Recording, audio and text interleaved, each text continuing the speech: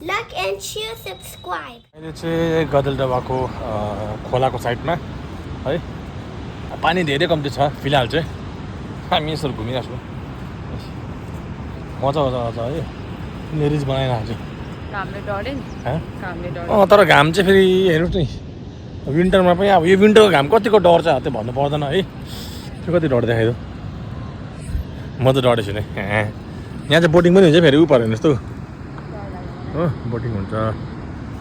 यस्तो यस्तो मजा जग्गा छ यहाँ अब सुटिङ गर्ने लायकको चाहिँ यहाँ फोटो सुटहरू गर्नु है भिडियो सुट गर्नु लायकको चाहिँ जग्गा छ दामी जग्गा छ जाउँ घाम डढ्यो है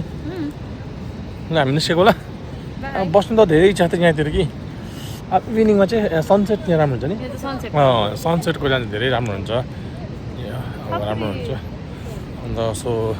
म मेरो बलुवामा गाडेको हेर्नु नि खुट्टा